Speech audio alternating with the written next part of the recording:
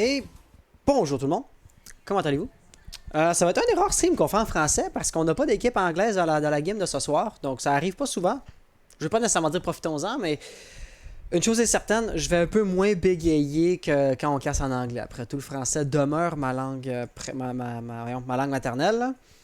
Les joueurs ont reçu leur lien Maban, et puis ils sembleraient le savoir. D'Astronaut a déjà rentré leur nom. On va quand même leur indiquer.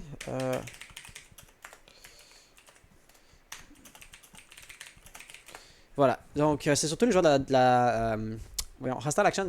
La deuxième team, l'équipe bleue en l'occurrence étant Hostile Actions, qui devrait juste indiquer hey, on est présent, agissons comme tel, s'il vous plaît. Petit détail ultimement.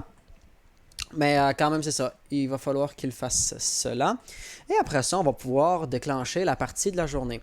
Une chose que je voudrais souligner, c'est qu'on a eu aujourd'hui un disband. Donc la team Dead Astronauts numéro 1, donc le roster 1 pour la Dead Astronauts, c'est disband. Et toutes les autres parties qui allaient être jouées entre cette équipe-ci et un adversaire, ben, vont être essentiellement une victoire par forfait pour l'adversaire. Donc pour le meilleur comme pour le pire, c'est ça. Ça va raccourcir un peu la quantité de game qu'on va faire. Ça va raccourcir un petit peu la lourdeur de la gestion de notre côté. Wait a minute. Telio, est-ce que je t'ai envoyé le mauvais lien? Tu vas dire son autre.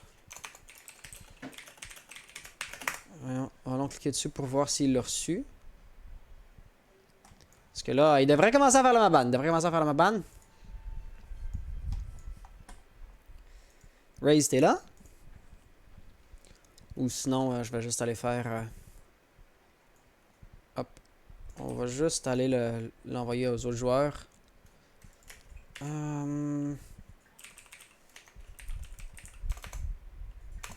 Ah, voilà, qui viennent de le faire. Super. Ok, donc on va être prêt à commencer dans très peu de temps. Le ban est en train d'arriver. Ces deux équipes-ci, la Hostile Actions, je dirais que c'est une des meilleures équipes du tournoi. On en a d'autres qui sont très bonnes, qui ont un très bon classement jusqu'à présent, mais Hostile Actions demeure à ne pas sous-estimer. Une chose que je devrais faire très rapidement, en fait, c'est d'aller regarder la situation actuelle au niveau des classements. Fait que si on va dans les standings, Hostile Actions ont 4 victoires, 0 défaites à leur actif. En d'autres mots, Hostile Actions sont à équilibre pour la première place. Alors que Dead Astronauts, eux, ont une victoire et malheureusement 3 défaites. Donc en tant qu'équipe, la Dead Astronaut n'a pas les meilleures performances de la compétition. Ça arrive, n'est-ce pas, comme dans chaque liste, dans chaque classement, il va y avoir un meilleur puis un moins bon élément. Mais une chose est certaine, au niveau, on va dire, mathématique, la Hostile Action devrait remporter cette game-là. Et honnêtement, ça serait quand même intéressant de regarder entre la Hostile et la OnlyFans, qui est l'autre équipe qui a 4 victoires, 0 défaites, laquelle de ces équipes-là va être capable de garder sa série de victoires le plus longtemps possible.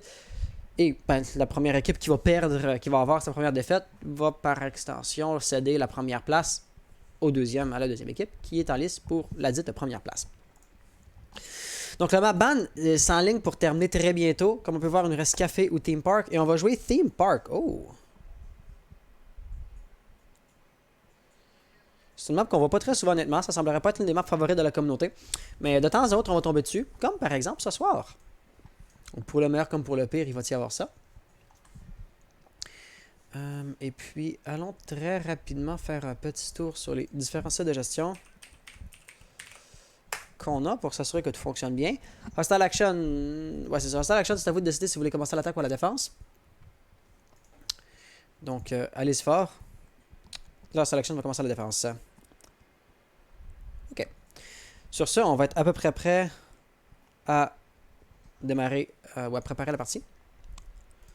Le jeu qui devrait se lancer, mais qui se lance tout juste pas encore. Uplay indique qu'il va démarrer. Fait que j'en profite pour faire quelque chose d'autre. On va venir...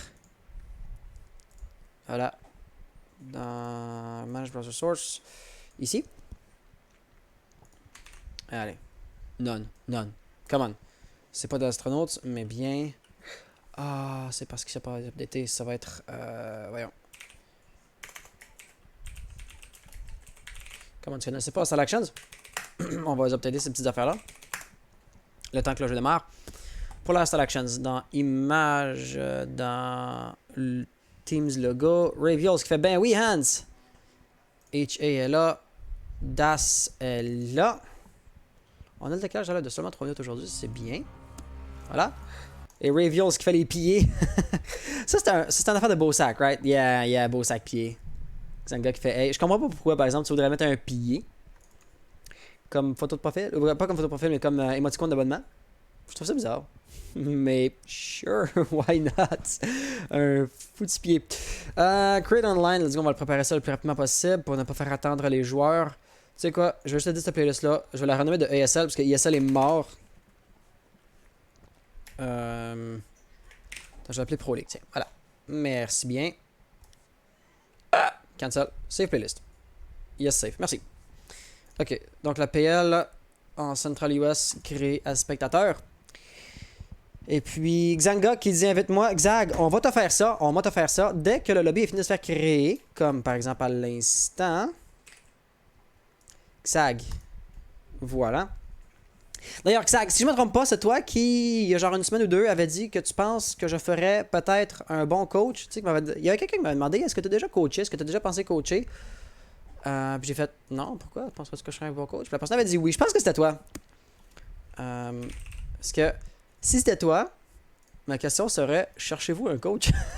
Je dis pas que j'ai le temps ou que j'aurais l'intérêt de le faire. Ben, l'intérêt, ça me tenterait de l'essayer, mais j'ai comme pas beaucoup de temps là, ces temps-ci. J'organise les compétitions, j'ai des affaires personnelles à gauche puis à droite.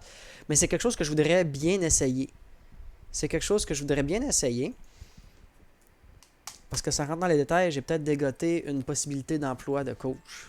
Puis l'ayant jamais fait, emploi de rémunéré surtout, là, l'ayant jamais fait, je voudrais peut-être m'assurer d'avoir des bonnes bases avant d'appliquer pour une job, dans le sens plus, on va dire, classique du terme. Et puis évidemment, c'est juste une hypothétique possibilité. Fait que je vais pas rentrer dans plus en détail, c'est pas comme genre, hey, j'ai la job. Fait qu'on va s'arrêter là. D'ailleurs, Xag, ça fait longtemps, ouais, c'est toi. D'ailleurs, je reconnais encore le logo ici de la Enforce GG. Sais-tu pourquoi? Parce que la Enforce GG, je vous avais casté quand j'étais allé chez Raptech pour la première fois. Parce que j'étais allé chez Raptech pour la première fois en tant que caster pour faire passer un test. Puis si le test était concluant, et bien après ça, Raptech allait me faire caster ses LAN puis ses autres événements. Fait qu'en partie grâce à vous, ben j'ai pu caster, tu sais, à la console qui console, au LAN JDL. J'aurais casté à... Voyons, comment ça s'appelait l'autre? Le Summit eSport. Malheureusement, ça a été annulé à cause du COVID. Donc, du coup, pas de l'affaire comme ça. Ben, merci. merci d'exister. Merci d'avoir été là pour nous offrir une game. Bon, Talio, si tu connais pas, si tu ne te connectes pas, il va se connecter, right? Ouais, c'est ça. Ok, Talio est là.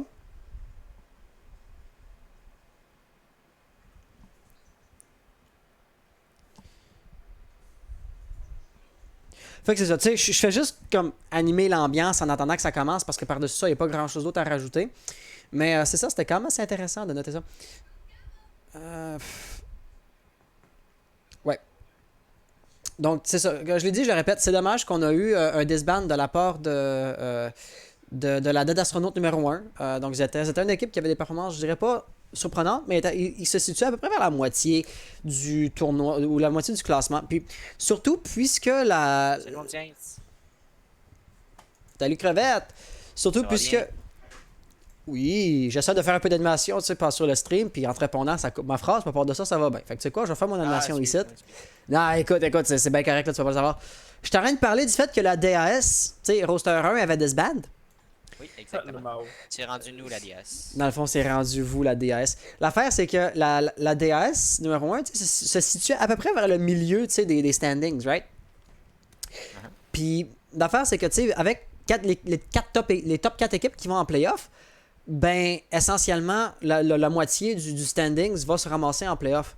Fait qu'il y avait bien beau pas être la meilleure des équipes, il y avait quand même une réelle chance de se rendre en playoff, la DAS. Mais là, en se pognant une défaite par forfait pour le reste des games, ben, ça va booster toutes les autres. Fait que dans le fond, vos chances statistiques de rentrer en playoff, puisqu'il y a une équipe de moins contre qui vous devez vous partager la place, ben, viennent d'augmenter. C'est si la Arsenal ne lâche pas aussi. Ouais, la Arsenal aussi, ils ont des gros changements de roster assez fréquents. Bref.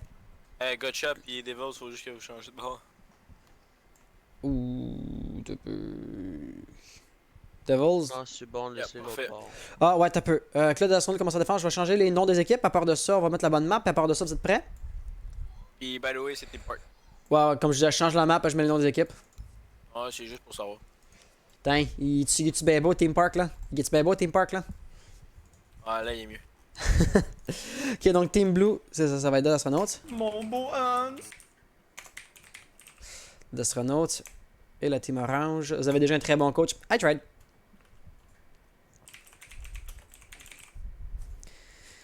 Fait quoi, quand vous êtes prêts, moi je vais être prêt à lancer.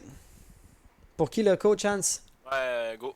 Je suis super raciste. On est prêt. Alright, well, si votre moss roule pas, c'est le temps de le lancer pendant que la game charge. Sur ça, good luck à fun et que le meilleur l'emporte. Ah ben, je vais te laisser démarrer ton moss. Je vais te laisser démarrer ton moss. Puis, je vous cacherai pas que j'en profiterai pour juste switcher ça, vu que ben, la action est de l'autre bord. Hop, et puis ici, on va avoir la console de gestion du stream Twitch. Ça ferait bien. Ouais. Console de gestion du stream Twitch. On va mettre ça comme ça.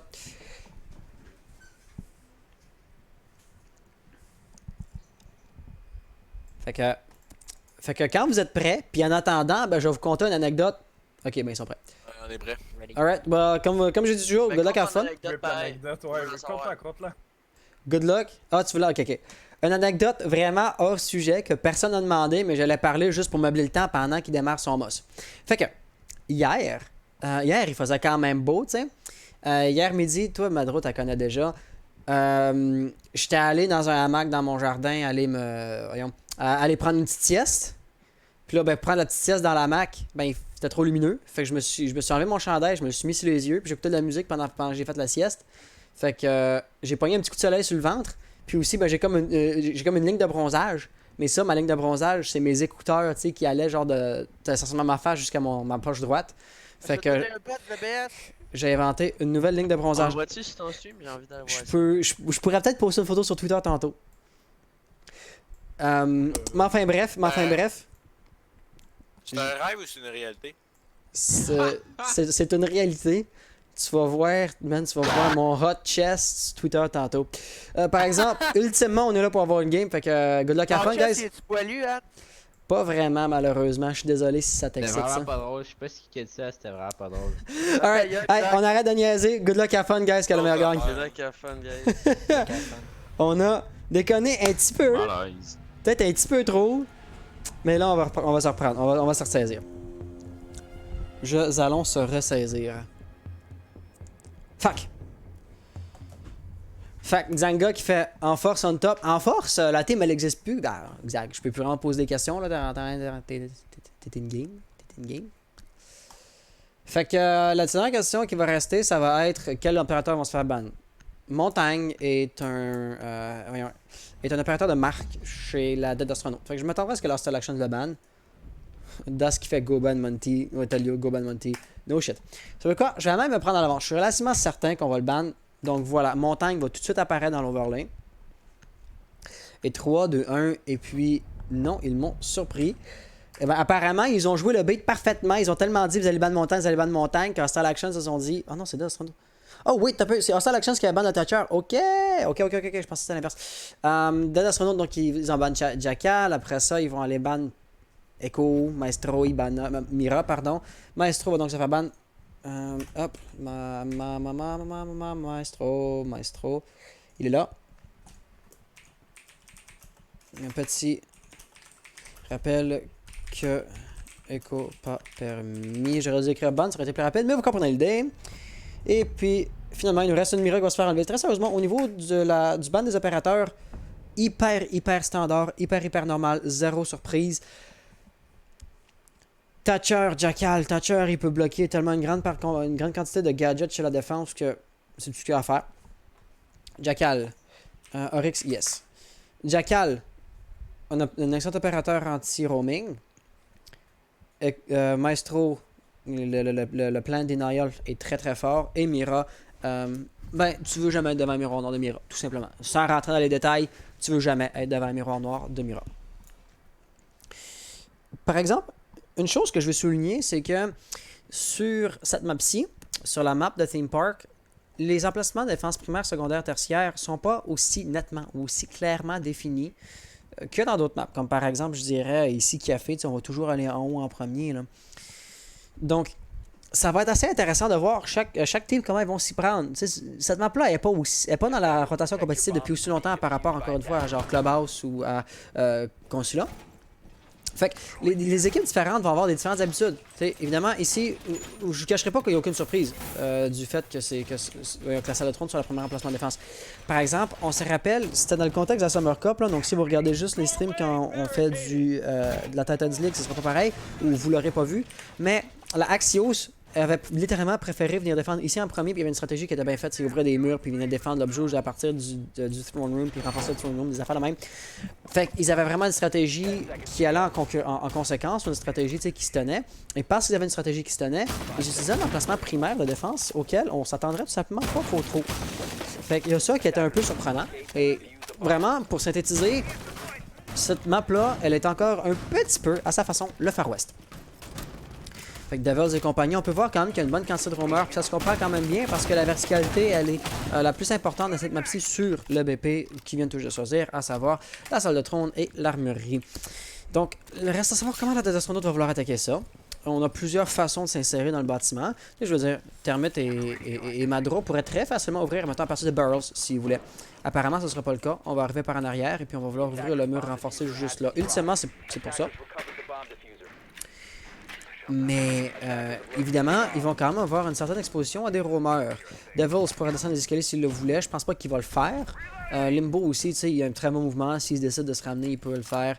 JD est en bas. Ah, c'est Accent. Accent, le troisième joueur qui est en haut. Et justement, il va faire un premier kill sur Talio. Jamais on avait réalisé qu'on devrait peut-être regarder le top. Et avec une absence totale d'anti-roaming, ça va faire très mal. On a perdu le hard breaching de Termite. Maverick, techniquement, il est plus là pour supporter Termite qu'autre chose. Fait que là, le perdre, ça va faire mal. La nitro ou la grenade, pardon, va pas vraiment faire mal à Xag. Il va encaisser quelques dégâts, mais c'est rien de particulièrement dramatique. Une deuxième comme ça risquerait de le tuer, mais c'était déjà la deuxième de Madro. Il n'y a plus de grenade normale. Je veux dire, Gosha ou Waze, avec leur gadget, pourraient peut-être utiliser une explosion, faire le kill sans avoir une ligne de vue directe sur leur adversaire, mais ça commence à être un scénario qui devait être un peu plus tiré par les cheveux. JD ici avec la caméra va prendre des informations sur la présence de crevettes, mais est-ce qu'on va vouloir agir dessus? Ça, c'est une question. La flash va se faire lancer, mais Accent ne sera pas flashé par ça, puis il piquera pas non plus.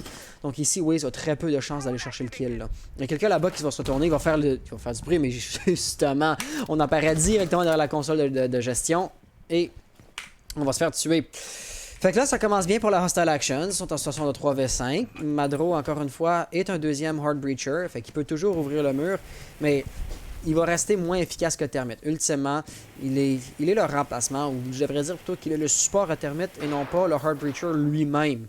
D'autant plus que je pense que c'est la souhait de JD qui est juste par-dessus l'épaule. Fait qu'ici, si on fait pas attention, il peut aller chercher un kill. Pour l'instant, je pense pas que ça va arriver quand même. Madro va faire attention. Mais une chose est certaine, l'avantage de surprise, ben, il n'y en a aucun. On sait exactement où va se trouver Madro. On sait exactement où il crevette. C'est parce que mon tank fait du bruit, c'est pas compliqué. Puis après ça, ben, Gosha de son côté vient toujours de tomber sur les balles de Xag. Ils se sont changés un tir. Fait que oui, c'est maintenant une session de 4 joueurs pour la défense. Mais un 2v4. C'est tout aussi intimidant qu'un 3v5. Peut-être même un petit peu plus. La Nitro, la Clément, pardon, de Gosha va être capable de faire un beau kill. Madro va vouloir tenter de ce côté-là. Ça ne passera malheureusement pas. Et là, il va tomber malheureusement sous la gousse. Ça, c'est vraiment dommage. Mais Crevette est pas du tout en position pour le réanimer. Fait qu'est-ce que tu peux faire? Malheureusement, pas grand-chose. Faut qu'il rush les kills. Est-ce qu'il est en train de recharger? Oh mon Dieu, Devils va payer, on va pas dire, de sa propre erreur. Mais ultimement, il reste 5 secondes. Là, c'est perdu. Il peut le tenter autant qu'il veut. En fait, il reste juste 2 joueurs. S'il y a ligne de tête rapidement, ça pourrait se faire. Mais non, ça arrivera tout juste pas. Il va continuer de tenter jusqu'à la toute fin. Mais tenter, c'est vraiment le mot-clé parce que on peut pas dire qu'il a réussi là-dessus.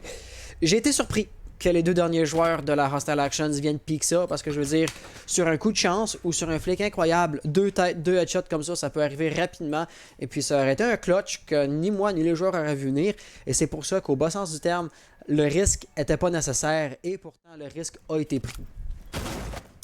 Mais par-dessus ça, là, c'est vraiment minime comme, je dirais comme remarque, parce que ultimement, Hostile Action était en plein contrôle du début jusqu'à la fin, puis ça c'est paru, n'est-ce pas? Premier kill de Accent par la verticalité, on n'a jamais vu venir ça. Telio qui meurt d'une façon très bête, je veux dire, ça prenait juste un drone, ça prenait juste une phase anti-roaming, puis après tout, c'est à ça que ça sert des roamers. Si tu ne tiens pas les agresser toi-même, eux vont être agressés dans un moment qui leur est favorable, et la Hostile Action l'a très bien démontré ici. Fait que l'équipe, la ronde numéro 2 va commencer sous peu.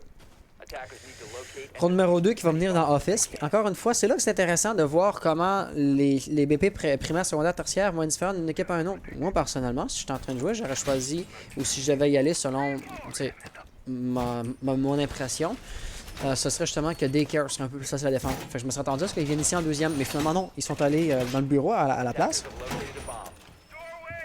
Pour le meilleur comme pour le pire. Plus le meilleur que pour le pire si j'avais parié, parce qu'après tout, on a vraiment l'impression que Hostile Action sont en contrôle et ils savent exactement ce qu'ils font. Ou en tout cas, ils agissent comme si c'était le cas. Donc à ce niveau-là, je vais amplement être porté à les croire en plein contrôle d'eux-mêmes. Et puis définitivement, on ressent que c'est une stratégie qui a été planifiée. C'est pas renforcé quasiment au hasard ou renforcé comme si on était en game de rank. Là. Il y a une stratégie dans l'ordre de ce qu'ils font, après tout. Ils n'auraient pas les résultats qu'ils ont, puis ils n'auraient pas la première place telle qu'ils l'ont s'ils devaient jouer avec des stratégies de rank. On aurait ici Devils qui vont tenter le spawn kill et Talio, non, Talio qui va encore pour une deuxième fois d'affilée être la première mort tout à fait bête. Et encore une fois, ça va être ton Thermite qui va être perdu. Donc perdre Thermite, mais là on n'a pas de Maverick par-dessus son épaule. Fait qu'ouvrir les murs renforcés, ce sera 100% impossible, tout simplement. Donc ça, c'est un kill qui est énorme pour l'attaque, pour la défense, pardon. Mettons, tu sais, ce mur-là, qui des fois permet de rentrer pour planter le désamorceur, ben, va demeurer intact pour toute la ronde. Et ça va faire très mal. Sans parler de l'avantage numérique que Hostile Action vont avoir d'ici là, tu sais, par-dessus la stratégie ou la situation tactique. Il y a simplement l'avantage des normes. Là, tu peux faire la stratégie des Russes, puis juste tirer autant ou pitcher autant de corps, pitcher autant de personnes vers le problème, puis à un moment donné, il va en avoir un qui va faire le kill, peu importe combien il y en a qui meurent auparavant. Si tu as plusieurs joueurs, c'est un gros avantage numérique. Cette stratégie-là, tu peux la faire. Là, donc, Crevette, juste là, il va prendre un visuel sur, je pense que c'est la silhouette de Devils, ça. Right, c'est la silhouette de Devils. C'est pas un opérateur qui a l'intro, pas forcément dangereux, mais ce qu'on ne semblerait pas savoir, c'est que Accent est dans un angle mort. Crevette, il semblerait prendre des risques, là. Il va falloir faire une prise d'information qu'on pourra peut-être pas super bien faire. On va savoir, par exemple, qu'il y a... Ça, c'était qui, ça? C'était Limbo, qui était juste là. JD qui était là. JD, évidemment, qui s'attendait à se faire push. Il s'était retourné, préparant justement un push de la part de Zofia, mais Gosha va être capable de triompher. Devils va faire un frag sur Waze au même moment, donc c'est ton sledge qui est perdu. C'est un kill dommage, mais c'est pas Montagne. C'est Montagne qui semblerait vraiment être un point pivot de la stratégie ici. D'ailleurs, il va manger beaucoup de tirs, pas beaucoup de dégâts. Alors, Normandreau va tomber sur les balles aussi, nous laissant avec Gosha tout seul. En fait, Crevette et Gosha sont tous les deux isolés, loin des leurs. Et puis, ils ne pourront pas compter sur l'aide les uns des autres pour faire grand-chose. On peut vraiment ressentir que Crevette est coincé. Il essaie de tirer l'intro. Il peut rien faire, malheureusement. De son côté, Limbo a fait le frag sur Gosha. Donc, ça va être encore une ronde qui... peut-être aura eu un moment où l'attaque semblait avoir un léger avantage, on va dire tactique. C'est le moment où Zofia a fait le beau kill sur Goyo. J'ai oublié c'est qui jouait Goyo. Mais essentiellement, on était capable comme de faire un kill sur un joueur qui a une ligne importante. Si les attaquants qui poussaient l'objectif pouvaient en profiter, il aurait peut-être même pu s'insérer. Il fallait faire des kills par-dessus là, quand on avançait.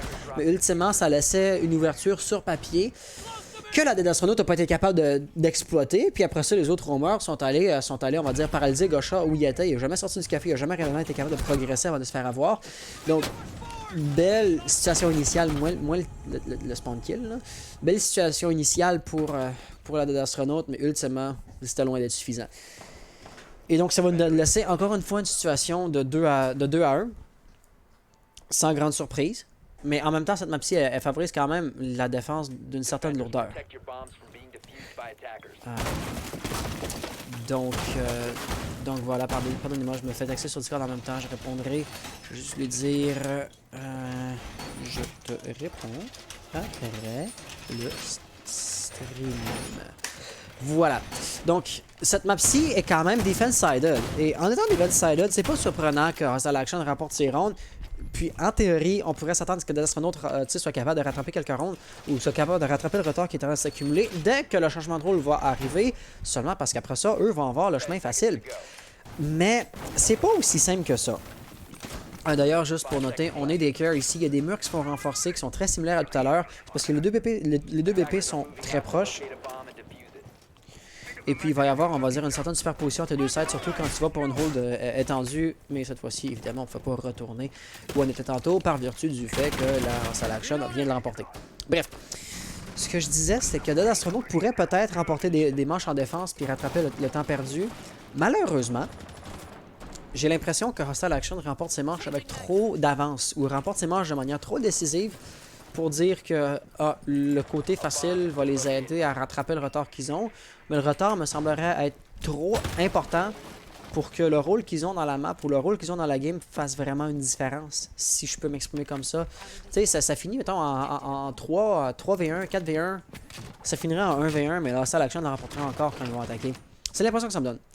Gosha, pour l'instant, est en train de descendre juste ici. Il semblerait se préparer. Madro est en train de droner un petit peu. C'est généralement la même chose, n'est-ce pas? Il va y avoir une insertion à partir du bureau. Il va y avoir une insertion à partir de l'arcade ici. Gosha, cette fois-ci, il semblerait vouloir rentrer aussi côté café. Donc, on a un petit peu plus des insertions de plein d'endroits différents par rapport à auparavant, là, Dead Astronauts, qui vont beaucoup plus se séparer, beaucoup plus, on va dire, éparpiller leurs forces. Et ça fait peur. Parce que quand tu es tout seul, comme va l'être Gosha dès qu'il va sortir du drone, qu'il va commencer à avancer, s'il meurt, il n'y a aucune possibilité de refrag. Et puis, la Hostile Action a comme une certaine facilité à faire des kills. Fait que si tu es capable d'aller chercher au moins un refrag, ben tu passes de 4v5 à 4v4 pas mal instantanément. Évidemment, si la Hostile Action est capable de ramasser le premier kill, comme Talio vient de le faire juste ici, crevette avec une grenade, bien joué. Là ça commence à bien regarder là, pour la Dead Astronaut. Mais évidemment, on a encore un très bon contrôle de l'objectif lui-même. Juste là-bas, on voit le bout de la tête qui dépasse.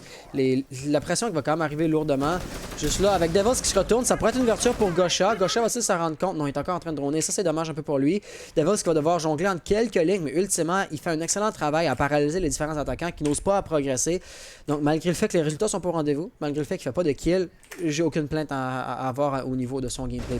Xag qui va dans Daycare. Et juste ici, finalement, jongler entre plusieurs lignes, ça va être trop lui demander. Wiz va faire le frag sur Devils, nous laissant donc en situation de 2v4. Ça va être la première ronde qui a l'air d'être réellement avantageuse à l'attaque. Mais tu sais, Limbo vient de faire un kill, une double élimination, puis t'es revenu à égalité au niveau numérique. Donc, l'avantage que la Dead Astronaut a peut se faire perdre aussi rapidement qu'il a été accumulé. Il faut vraiment faire attention là-dessus. Donc Wiz ici, Gosha va faire un beau kill de son côté, il laisse avec Limbo d'un joueur en vie. Il va devoir faire une rotation, il va se faire couper le net. Ça c'est dommage. Dead Astronaut donc vont remporter leur première manche. Et ça c'était la troisième manche. Donc on est au point milieu jusqu'à la mi-temps. Et si on devait avoir une deuxième moitié qui devait se dérouler, tout comme la première moitié qu'on vient tout juste de voir ici, ben on verrait un pointage de 4-2 pour le changement de rôle, ce qui typiquement est indicatif d'équipes qui sont bien équilibrées. Donc, j'étais peut-être un petit peu trop pessimiste à l'égard de la Dead Astronauts dans mes propos tout à l'heure, mais une chose est certaine, on va pas baser nos pronostics vis-à-vis l'issue de la partie au grand complet sur une seule ronde qui est allée dans le bon sens, si vous êtes fan de la Hostile Actions. Ou si vous êtes fan de la Dead Astronaut plutôt. Mais enfin bref, on a eu quelques kills, mais malheureusement, j'ai pas été capable de regarder la plupart des frags. Les attaquants rentraient de plein de côtés en même temps, puis le mec faisait son kill, puis j'étais dans la mauvaise POV malheureusement. Ça, c'était assez intéressant parce qu'au lieu d'y aller avec la stratégie ligne de front unie, au lieu d'avoir genre 3 joueurs qui vont avancer du même côté puis qui vont supporter, tout le monde qui attaque d'un côté différent, ben visiblement, ça a quand même un peu surchargé la capacité à passer de Hostile Action. On l'aura très bien vu avec, justement, c'était Devils. Devils, d'ailleurs, ils vont tenter la même défense, qui faisait un va-et-vient, ils regardaient la fenêtre, ils regardaient le café, ils regardaient les escaliers. Puis, il y avait des alliés qui faisaient je sais pas exactement quoi, qui regardaient le mauvais côté, qui contribuaient pas, qui tenaient une ligne vite. Puis Devils, il devait retenir 3 lignes en même temps, puis il se faisait littéralement push partir 3 joueurs en même temps. Ça a fait peur, ça a fait mal, et puis éventuellement, il a été éliminé, parce que c'est pas compliqué. Il a été surchargé. Un seul joueur à un niveau individuel, il y a une limite à ce qu'il peut faire, il y a une limite à ce qu'il peut contribuer à une équipe. Donc, la Dead Astronaut semblerait avoir trouvé la chose à faire, sans rentrer plus dans les détails. La ligne d'assaut unifiée ne fonctionne pas. Attaquons les défenseurs de tous les côtés en même temps en espérant que ça fonctionne. Ben, la réponse est oui, ça fonctionne. Et justement, cette prochaine ronde semblerait être initialement bien partie pour avoir une allure assez similaire. On a des attaquants qui vont se prendre de plusieurs côtés à la fois.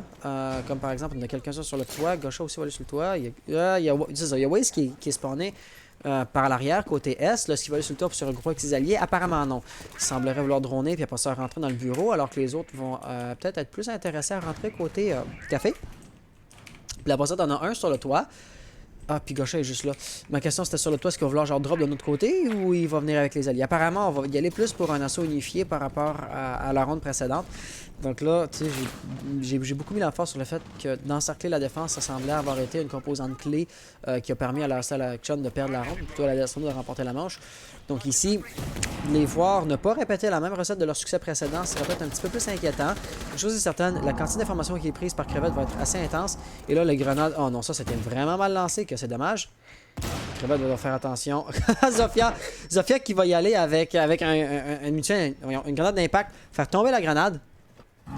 Mais je pense que Crevette a quand même pris des dégâts là-dessus. Et Telio finalement va se faire avoir. Donc déjà là, on est dans un très gros goulet d'étranglement. Là, c'est très facile pour les défenseurs de bloquer sa note. Waze de son côté, avec un peu de chance, va être capable de faire un kill ou deux, de être capable de détourner l'attention. Et ça pourrait vraiment être une grâce qui va venir sauver parce que visiblement, si tu veux rentrer par café, il faut que tu te frayes le chemin par un code de porte singulier en sortant du café lui-même. Et après ça, ben c'est une ligne à tenir pour les défenseurs. C'est trop problématique. Là. Il ne faut pas faire ça. Il fallait qu'il fasse une rotation. La rotation va être assez minime. Là. On est rentré par la fenêtre. Fait qu'on va être rendu dans les arcade stairs. Il n'y a personne en bas, mais évidemment, Crevette, il ne sait pas. Puis il faut qu'il prenne ses précautions. Par-dessus l'épaule, évidemment, Gaucha va leur avancer. Va être capable de faire un frag sur les beaux. Bien joué. Devil, je voudrais probablement réagir face à ça. Le trou de rotation ici qui est très efficace pour après ça bloquer l'accès au site à partir de l'extérieur. Il va être capable de faire un kill. Il a pris beaucoup de balles, mais ultimement, il va y arriver. Crevette, maintenant, qui a réussi à s'infiltrer sur l'objet, va savoir où est son adversaire. Il n'y a pas beaucoup de vie, par exemple. Il ne peut pas se permettre beaucoup d'erreurs à ce niveau-là. Mais ultimement, tout ce qu'il a besoin de faire, c'est bloquer la ligne pour permettre à Madro de planter. Et là, si on regarde un peu à la troisième personne, Devils n'est pas en train de réagir. On ne sait pas que le désamorceur se fait planter. Ça c'est intense. Ça, c'est très intéressant. Il va vraiment falloir que les défenseurs reviennent rapidement. Juste ici, ça va être un beau kill. Une situation de 2v3. Devils, malheureusement, n'a pas l'intro. Accent va faire un kill de son côté. Montagne va se sentir un peu trop agressif. Son propre bien. Situation de 2v2. Encore une fois, Crevette est très faible. L'agressivité qu'il va démontrer ici risquerait d'être sa fin. Il se prend une balle dans la main qui tient le pistolet puis il est foutu là. Il va falloir qu'Accent revienne. Accent a la nitro, fait que lui peut être très intéressant. Surtout s'il fait le frag sur Madro. Après ça, de loger Montagne devrait être assez facile. Juste ici, justement, il va tomber. Crevette, dernier opérateur de son équipe. C'est plus très long qu'il va tomber. Là. Il va falloir qu'il aille chercher le kill parce qu'on est en train de détruire le désamorceur. Malheureusement, ça passera pas. Et Devils va détruire le diffuseur, permettant ici à Hostile Actions de remporter la manche numéro 4. Voilà, Devils juste ici avait une tâche très facile. Une fois que ton smoke a fait le kill, le reste, c'était trivial. Hop, va pour les replays. Maintenant, en situation de 3-1, ça va devenir un peu plus critique pour la Astronaute. Parce que ils avaient été capables de gagner une fois dans Daycare, mais Hostile Action y retourne. Ils auraient pu retourner au trône. Ça faisait 3 rounds qu'ils avaient gagné.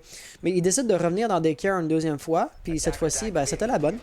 Et à partir de maintenant, ils ont vu les stratégies d'attaque de l'astronaute dans Throne, dans Office, dans Daycare. Daycare, il a fallu qu'ils se prennent à 2 fois pour être capable de remporter. Mais maintenant qu'ils savent à quoi s'attendre, maintenant qu'ils savent de quoi l'assaut va avoir l'air dans chacun de ces sites-là, eh ben, ils devraient avoir des bonnes chances de remporter leur round pour le reste de la mi-temps qui nous reste. Ouais, ça sonne redondant. Je suis un petit peu fatigué. Mais par-dessus ça, là, la question, ça va être est-ce que Dead Astronaut vont faire la même push ou est-ce qu'ils vont être capables d'innover un petit peu là, pour les 2 manches qui restent avant qu'ils commencent à défendre? Honnêtement, ça reste à voir. Une chose est certaine, il y a eu une certaine adaptation dans le gameplay depuis la première manche. Telio, round 1, round 2, s'est pris un spawn kill, on va dire, très tôt dans la game. Et puis ça va avoir lourdement handicapé la défense. Donc, on regarde ça. L'attaque, pardon. On regarde ça, on se dit fuck no, pas encore, pas à nouveau, s'il vous plaît, ayez pitié. Donc, ça n'aura pas été répété. En fait, Telio va avoir changé. Il a lâché le thermite parce que il disait, ouais, peut-être pas finalement. Mais à part de ça, tu sais, le gameplay global semblerait rester relativement similaire. Une autre note que je voudrais apporter, par exemple, c'est qu'on a lâché le montagne pour cette ronde-ci. Donc ça, c'est quelque chose qu'on n'aura pas vu trop souvent. sais, de temps en temps, là, il y avait une attaque sans montagne, mais c'est pas nécessairement une habitude pour les joueurs de la Dead Astronaut. Parlant des joueurs de la Dead Astronaut, il semblerait préparer une insertion plus ou moins similaire à ce qu'il y avait tantôt. En fait, non, on est carrément de l'autre côté. Cette fois-ci, la fenêtre qui sont fracassées, c'est la fenêtre Barrels. Fait qu'apparemment, l'idée c'est encore la même. On s'insère rapidement, on ouvre un trou dans les murs renforcés, puis on essaie de rentrer sur l'objectif après ça. Parce qu'on peut, évidemment, de la de ça. Il y a un gros jeu de roamer chez la Hostile Actions. Donc s'ils veulent clearer le top avant d'attaquer le bas, ben il leur resterait probablement plus assez de joueurs pour clear le. Ben il resterait plus assez de joueurs pour attaquer l'objectif lui-même. Parce qu'ils vont en perdre une certaine quantité, peut-être même un petit peu trop au roamer. Et là, il n'y a personne directement au-dessus. Xag va arriver rapidement. Non, il est au-dessus. Il est pas au-dessus. Évidemment, il y a encore le moyen de faire un Bandit Tricks et tout ça, un Pack Tricks. Mais ultimement, il n'y aura pas de kill qui va arriver par la verticalité. Madro se sentirait-il prêt à y aller avec la charge exothermique? Pas encore. On lance une grenade. Ça va faire un peu peur. Xag va pas se prendre trop de dégâts. Là, fait que c'est rien de particulièrement majeur. La charge exothermique se fait poser, les grenades de pression sont préparées. Elle a été mal lancée malheureusement parce qu'il y a quelqu'un au-dessus, toujours pas. Donc le trou va arriver. Et puis ici, encore une fois, de niveau stratégique, l'astronaute semblerait être relativement bien parti. Tu sais, je veux dire, les 4 joueurs sont encore à full vie. Le 5e, dans les 2 équipes, a perdu un petit peu de vie, mais c'est rien de majeur. Par exemple, une chose qui est à ne pas sous-estimer, c'est qu'on a beaucoup de roamers chez la défense. Par extension, on a vraiment juste Xag et JD qui sont sur l'objet lui-même. Et là, si on veut avoir un assaut vraiment cohérent chez la astronaute, s'ils rentrent à 5 contre 2 sur l'objet, ils vont probablement être capables de planter. Oui, il faut faire attention à la verticalité. Oui, il faut pas se faire avoir. Puis, de manière générale, être certain de son coup. Mais par-dessus ça, là, s'ils sont capables de planter, ils vont inverser la situation. Juste ici, Goshawk s'est bien inséré. Il n'avait jamais été repéré. Xag, de son côté, par exemple, va faire une double élimination. Les amorceurs, maintenant, vont avoir été perdus. Dernier joueur qui va nous rester dans les parages, mais c'est Waze. Waze a encore 2 grenades qu'il pourrait faire rouler s'il veut. Goshawk va mettre un joueur en PLS. On va redescendre en situation 3v3. Les amorceurs avaient été perdus entre-temps. Et ça, je sais pas si les défenseurs le savent. Ouais, Accent, il le sait. Là. Il le voit clairement. Il le tient. Et d'après moi, là, Waze va devoir piquer très lentement. Il va faire... il va devoir aller avec des pré-shots. On a repéré la caméra, par exemple, qui va prendre des informations en temps réel. La grenade qui a été un petit peu mal lancée, mais Accent va pas rusher derrière, évidemment. Là. Le gros problème, c'est que la caméra du bâtiment est encore intacte. On va tenter les wallbangs, mais avec 15 secondes restantes au chrono, là, c'est dramatique parce que là, Crevette a été capable de s'insérer. Bon, il meurt tout de suite quand même. On a une insertion de double élimination. Waze en a déjà envie pour son équipe. On prend sa POV, il meurt tout de suite. Ça, c'était pas trop encourageant. Mais on peut quand même voir que la Dead Astronaut va avoir une amélioration, va avoir une adaptation, puis une innovation par rapport à la dernière fois qu'ils ont attaqué le trône. Malheureusement, c'était pas suffisant. T'sais, on l'a vu, on a fait très attention à la verticalité. On voulait pas se faire avoir pour Termite qui plante sa charge exothermique dès le tout début. On a envoyé des drones. Les drones arrivaient à partir du côté Barrels. On est rentré dans Barrels, on a tiré par la trappe, on a fait du bruit, on a attiré les roamers. Puis tout ça, c'était juste un bluff. Après ça, Thermite, Sledge et compagnie sont allés de l'autre côté pour ouvrir le mur renforcé, puis il n'y avait pas aucun roamer au top pour empêcher ça de se passer. Malheureusement, tu sais, le brain, le bait est une chose, mais éventuellement, l'avantage à la surprise va être perdu. Une fois que la charge exothermique a pété, une fois que l'ouverture dans le mur a été créée, on le sait de quel côté l'assaut va arriver. Et c'est à partir de ce moment-là, malheureusement, que les défenses de la Hostile Action étaient assez solides pour simplement dire « Ok, on sait ce qui s'en vient. Maintenant, assez les fourberies. De toute façon, tu sais, fusillade face à face, vous ne passerez pas. » C'est exactement ce qui s'est passé. En fait, il s'est passé qu'ils n'ont pas passé. Peut-être que je prends des terminologies qui sont assez similaires, puis là, après ça, ça peut porter à la confusion. Mais je pense quand même que vous avez compris ce que je voulais dire. Bref, on a quand même la dernière défense ici de la Hostile Actions, pardon, qui va venir dans Drugs Lab. Et honnêtement, je ne saurais pas trop dire pourquoi on va aller Drugs. Simplement parce qu'on a démontré qu'on était capable de gagner n'importe où ailleurs. Et puis, en allant partout, la Hostile Actions ne démontre pas qu'ils ont un VP principal, secondaire, tertiaire, favori, nettement détaillé, nettement, on va dire, présenté. Et puis ça a des avantages et des inconvénients, parce que évidemment, s'ils vont un peu partout, ben on peut pas vraiment prédire « Oh, vous allez aller là », puis prendre une composition en conséquence. Mais, au bas sens du terme, ils nous ont démontré, mettons, qu'ils sont capables de gagner quand ils vont office, / initiation. Donc, rendu là, pourquoi ne pas retourner office, puis peu importe la stratégie qu'ils vont déployer ici, la garder, parce que là, ils viennent de brûler une strat, bon, ils l'ont déjà utilisé tout ça, mais le moins d'informations, le moins qu'elle peut se faire voir, le mieux pour les joueurs, évidemment. Mais c'est ça, ils vont la présenter, ils vont donner encore du matériel, on va dire, d'analyse aux adversaires qui voudraient savoir c'est quoi leur stratégie. Quand ils auraient bien pu retourner dans un BP où ils viennent toujours d'aller. Ça, c'est un nitro qui a été utilisé à mauvais escient. Tu sais, je veux dire, elle est restée coincée dans les barricades. Utilisé pour déloger ton montagne. Par exemple, ton montagne, il est à l'extérieur. Tu sais, il peut très facilement s'en sauver. Oh mon dieu, ça c'est majeur. Non, la flash! Oh, la flash alliée! Oh non! Oh non, Telio, ça c'est dommage. Qui t'a lancé ça? Est-ce que c'est Crevette? Non. Madro qui va l'avoir lancé. Madro, Liu. Non, il y a plus de flash. Je pourrais pas dire d'où elle venait, mais c'est un kill gratuit qui a été perdu là-dessus. Là. Pas grosse erreur, mais kill gratuit perdu pour les joueurs de la Dead Astronaut. Très, très, très dommage.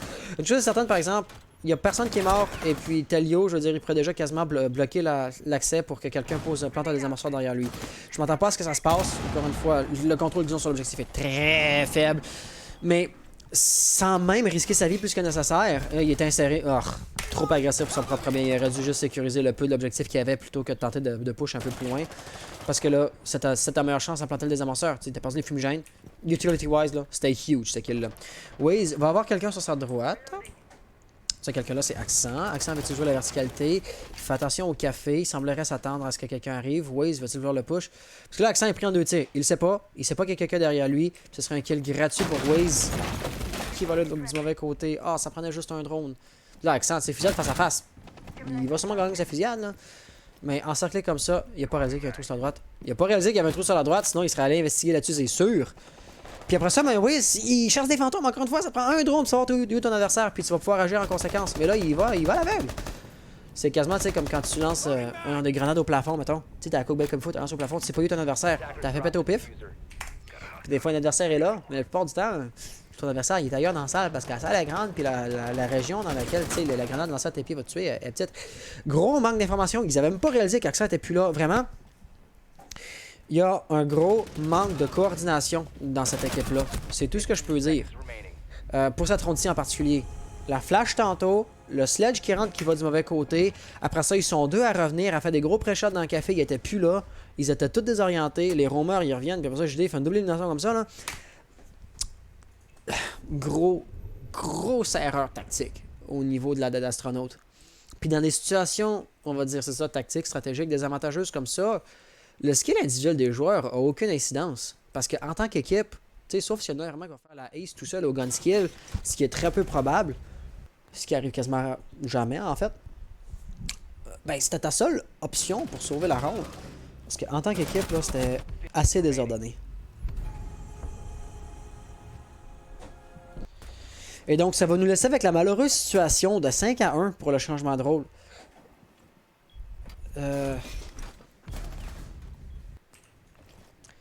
Ça part dans le chat.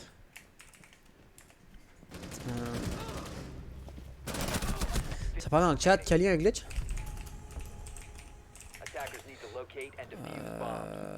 Il dit de la merde. Il dit de la merde. Ok. Là, je vois le chat qui commence à s'allumer tout d'un coup. Puis là, je me demande qu'est-ce qui se passe. Puis là, je fais comme... Puis après, il fait c'était bien drôle. Dans le fond, il voulait bait un peu pour aller forcer un team kill, je pense, chez Accent. Je pense qu'il est juste un peu SNL, to be honest. Well.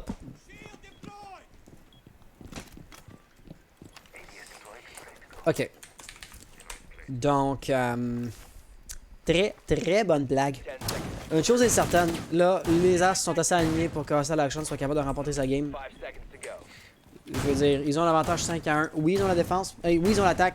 Oui, ça va être plus difficile pour eux de remporter à cause de la situation avec le bâtiment et tout ça. Mais ultimement, faut juste qu'ils gagnent 2 rondes. Là. Puis 2 rondes, c'est très faisable. Telio ici qui va y aller apparemment préparer une verticalité. T-Waze va être la roamer, ok. Parce que c'est ça, on peut vraiment voir la différence entre Hostile Action et Dead Astronaut. Dead Astronaut, tu vas quand même envoyer un roamer au top, mais on est loin d'avoir les 3 défenseurs qui vont aller en haut puis qui vont avoir une grosse partie de la stratégie qui est liée avec le contrôle de l'étage supérieur. Et puis, ça va avoir une incidence quand même. Tu sais, je veux dire, encore une fois, contrairement à la Dead Astronaut, maintenant, la Hostile Action, tu vois comment ils attaquent, c'est qu'ils viennent tout en haut. Fait que Waze va se rendre compte qu'il est en situation de 1v4, 1v5. Là, je compte déjà 4 silhouettes. Le dernier, il doit être sur le toit ou il doit être en bas. Wiz est lourdement désavantagé ici. Il va faire face à 1, 2, 3 adversaires. Il ne pourra plus rien faire. Ah, ça, les 5 sont là. Fait que qu'est-ce qu'il peut faire? Honnêtement, pas grand-chose. Survivre, jouer le temps, faire un kill ou 2. Mais plus que ça, ce serait très optimiste. Et c'est pour ça qu'il va juste, tu sais, il va abandonner. Il va juste descendre tout de suite. Et ça, ben maintenant, ça va permettre, mettons, à Devils d'ouvrir les murs renforcés sans avoir peur pour son top. Et justement, c'est exactement les mouvements qu'il va avoir à l'instant, right? Il va se déplacer vers une fenêtre, probablement pour rentrer. Je m'attendais pas, par exemple, à ce qu'il soit du côté back alley. C'était pas vraiment qu'il veut rentrer par l'entrée tonneau. Ou qu'ils veulent pas ouvrir les murs renforcés, je dirais, typiques. En fait, ça semblerait être la stratégie de l'équipe au grand complet parce qu'on descend les escaliers juste à côté de la fenêtre que Devils semblerait contempler rentrer. Fait que l'angle d'attaque ici, je pourrais pas encore le déterminer. Une chose certaine, c'est la deuxième phase de l'anti-roaming. Cette fois-là, c'est Gaucha qui va recevoir la pression. La bonne nouvelle pour Gaucha, par exemple, il n'est pas tout seul. Crevette est pas loin. Il vient l'aider un petit peu avec le clash, mais il y a quand même une limite à ce qu'il peut faire. Puis Gaucha est très mal équipé pour faire face à un montagne. Montagne qui va avoir des alliés par-dessus son épaule qui vont apparaître très rapidement. Les gros pré-shots vont faire peur, mais tu sais, s'il pré-shot de l'autre côté, tu as la qualité de l'autre bord. Montagne, c'est pas ça qui va regagner son bouclier. Tu sais, il y a une limite à ce que tu peux faire là. Knife ici. Hey, oui, ça va super bien passer. Ça, c'était solide, là. Limbo, donc, va vouloir aller chercher la vengeance, mais il ose pas pique ou il ose pas push trop rapidement. JD, il va avoir une clash de son côté, mais là, c'est comme Montagne. Tu peux l'ignorer dans la mesure du raisonnable, puis mettre de la pression sur Gaucha. Mais ma question, c'est qu'est-ce qu'Accent faisait? Parce qu'Accent, il avait le potentiel d'ouvrir bien des lignes. Non, c'est retourné, puis il est allé attaquer l'objectif. Quand même, ultimement, ton Jäger, il va tomber. Nous laissons donc en situation de 4v4. Mais le temps que la clash a fait perdre était quand même assez intéressant. Là, Zofia ici va être très dangereuse, on semble le savoir. Devils a ouvert de son côté un petit peu. On a entendu quelqu'un qui a cassé des dégâts. Là, je sais pas s'il va trouver une grenade. J'ai pas entendu l'explosion, s'il a tiré dans un pied. Résultat, bon, tous les défenseurs sont encore en pleine vie. C'est peut-être un attaquant comme qui prenait des dégâts par l'électricité ou quelque chose du genre. Puis les grenades de gaz de smoke vont être majeures. Juste ici, Ash qui veut rentrer, il reste coincé, puis il a peu knifé, il risque de casser des dégâts, même pas. Il est un problème majeur, il encaisse des dégâts, il perd de la vie. Devils est en train de planter par exemple, mais il s'est fait avoir. Oh! Ouais, juste ici, Devils. Non, ça, Devils était en train de planter, mais ici, c'est la perspective de Kayed qu'on voyait. La perspective de spectateur qui est un peu glitchée. Donc oui, Astronaut va être capable de gagner quelques rondes. Mais je suis encore assez réticent à déclarer qu'ils vont aller en temps supplémentaire puis qu'on va avoir une game qui va être serrée. Là. Je pensais quand même pas que ça va arriver. D'autant plus qu'ils ont remporté la défense dans le BP le plus simple de la map. Fait que ça ne peut que aller moins bien par le futur. Puis cette ronde-là était quand même très tendue, très serrée. On rentre, on essaie de planter. Ça s'est joué à un kill. Ça prenait comme une Kali qui faisait un tir de couverture, une flash, une fumigène, le Montagne qui survit 15 secondes de plus là, pour permettre à Gaucha de se faire déloger. Après ça, Kali, tu sais, Accent, qui avait fait un wallbang dans le mur de drogue au début, qui a pas passé. N'importe quoi, n'importe quel de ces facteurs-là qui allait dans un sens, dans l'autre sens, là, puis c'est ça, la Dead Astronaut n'aurait pas gagné la manche. Puis il semble le savoir. Fait qu'ils vont... pardon, je dis de la merde. Ils ont pas le choix, ils peuvent pas retourner dans le salle de trône. Fait qu'ils vont aller daycare. Puis j'ai l'impression de me répéter, mais ça met vraiment la force sur le fait que les deux teams là, vont vraiment aller dans des BP différents, dans un ordre différent. Puis, encore une fois, cette map-là, c'est un petit peu Far West. Honnêtement, j'aime ça. Parce qu'on sait pas à quoi s'attendre. Ça nous surprend. Ça, c'est daycare. Ok. Donc, une chose était certaine, le bouclier de la clash était majeur. Il a joué le temps lourdement. Je sais pas pourquoi, par exemple, t'arraches puis tu rebâtis. C'est pas comme si t'allais lancer une caméra dehors. Est-ce que c'est pour que le barbelé se rende à l'extérieur? Il doit être quelque chose du genre. Et c'est ça, Crevette juste ici avec le bouclier qui peut faire perdre une grosse quantité de temps. Par exemple, si on regarde la composition, là, il y a plusieurs opérateurs qui sont bien placés pour déloger la clash. Si vous savez pas, avec le calibre de l'arme de Kali, quand tu tires dessus, le bouclier va se tasser quasiment comme si tu faisais un effet. Un peu moins, mais c'est le même principe. Devils a les grenades, JD a la munition en désorientation, puis après ça, les flashs peuvent toujours aider. Donc, si on travaille en équipe, déloger Crevette devrait être faisable. Une chose est certaine, par exemple, Crevette ne regarde pas du bon côté, parce que la personne arrive de là-bas. Et puis là, Xag, très rapidement, il va se rendre compte que tu n'as comme aucun roamer dans les parages, faisant en sorte que l'insertion initiale de la hostile action va être sans, on va dire, sans conséquence ou va être sans contestation. Ils peuvent se rendre, tu sais, juste Xag, là, figurativement parlant, il est prêt à frapper à la porte de l'objectif, puis il n'a pas encore reçu une seule balle. Ou à l'inverse, Devils va pouvoir ouvrir le mur renforcé sans même qu'un roamer vienne lui tirer dessus pour lui empester la vie. Tu sais, si un roamer était capable de faire le frag sur Devils, ça aurait coupé là, un angle entier à l'attaque. Mais non, ce ne sera pas le cas. Crevette va lentement enlever de la vie à Xag. Là, il est à quoi? 80, il est à 80 PV à peu près là. Rien de majeur. Tu sais, à ce rythme-là, la ronde va s'écouler avant qu'il soit mort. Fait que il se passe pas grand chose. Il va se passer un Banditrix apparemment qui va avoir échoué. Madro, ça c'est dommage. Les punch holes de Maverick vont avoir fait la différence, j'imagine. Là, ça l'empêchait de venir. Ils ont encaissé quelques dégâts, par exemple. Je ne pourrais pas dire d'où ça venait, mais une chose est certaine, une fois que l'ouverture a été faite, maintenant les attaquants sont prêts à rentrer. Ça force Crevette à revenir. Il va devoir faire attention. Mais ultimement, pour l'instant, c'est pas encore majeur. Tant ou soit qu'il y a de la couverture par-dessus l'épaule de Crevette, il devrait être capable de survivre, en l'occurrence Tamadro, qui est fait, mais qui est présent. Tout comme Montagne. Montagne va avoir de la couverture par-dessus son épaule, ça va être Limbo. Il va être capable de faire un frag sur, parlant du loup, Madro. Nous laissant avec Crevette qui est à peu près tout seul. Là. Puis là, ça va commencer à faire peur, et c'est exactement ça que je parlais. L'arme de Kali qui va être un très gros danger pour Crevette. Donc là, il le sait, il va devoir se cacher. C'est ça, il va jouer le temps. Mais ultimement, tu sais, un attaquant qui rentre et qui se décide de planter le désamorceur, tant son temps que Kali est là, il pourra pas faire grand chose. Xag a perdu beaucoup de vie. Fait que c'est là que tu sais, l'électricité de Crevette, la smoke de Gaucha, ça commence à s'accumuler, puis bientôt il va être fini. Waze a un beau potentiel ici, sa position semblerait pas avoir été connue. Devils semblerait vouloir lancer une grenade frag. Crevette va se survivre à ça, probablement. Donc Xag va pouvoir se faire réanimer. 17 secondes au chrono. C'est encore là qu'on peut voir la perte de temps qui va commencer à s'accumuler. Les grenades à gaz télécommandées vont être majeures. Il va devoir sortir son arme, il va se faire knifer. Il va faire un... C'est le flag, c'est le portail des désamorceurs, ça c'est majeur. Devils va probablement faire le kill juste ici. Xag qui est capable de faire un knife. Ouais, voilà, le kill va arriver. Mais il est dernier en vie et ultimement, ça n'allait pas passer. Dead Astronaut qui va remporter encore une manche. Et ici, ben là, ça commence à être un peu plus encourageant que, tu sais, juste 2 à 5. 3 à 5, là. Ça commence à rattraper le temps perdu. Ça commence à rattraper le retard. Puis surtout, s'ils sont capables de gagner 3 rounds d'affilée, ben après ça, ils vont pouvoir retourner dans la salle de trône. La salle de trône, ils ont démontré que ben, la Dead Astronaut est capable de défendre avec succès. On n'est pas encore rendu là, mais ils performent quand même à peu près mieux que ce à quoi je m'attendais. Les rounds sont encore, techniquement parlant, serrés. C'était quoi? C'était un V2? Ici, à la fin de la game? Mais ultimement, tout ça, ça s'explique simplement à cause du style de jeu de la Dead Astronaut. Ils vont jouer avec la Clash. Clash qui va jouer le temps. Alors je vois le temps nécessairement, tu ne vas pas nécessairement jouer les kills. Fait que c'est pour ça que la Hostile Action ne se ramasse pas de sensation comme exemple de 1v4. Mais ultimement, tu as quelques façons de perdre une game, une ronde en tant qu'attaquant. Des amorceurs se fait détruire, c'est pas arrivé à date. Du coup, tu manques de temps ou tout le monde meurt. L'un comme l'autre est une stratégie à 100% viable. Par exemple, quand tu te bases lourdement, toujours sur la même stratégie, ben éventuellement, on va se rendre compte c'est quoi, puis éventuellement, on va vraiment mettre le paquet pour déloger ta stratégie. En l'occurrence, ici, le point focus central de l'astronaute, c'est la clash. Crevette meurt, il peut plus jouer le temps, les attaquants vont rentrer rapidement. Et c'est pour ça que moi, je suis un peu surpris, parce que si on regarde un peu ce que les astronautes font, ce que Hostile Actions font, si on regarde la composition, qui serait bien équipé pour déloger la clash?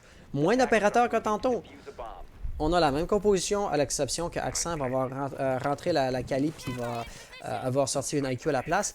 Et puis là, ben Kali, on a pu voir comment elle permettait aux alliés de tirer un peu dans les pieds de Crevette. Là, ça n'arrivera plus. Et puis Crevette, jusqu'à présent, il est-tu mort la première round?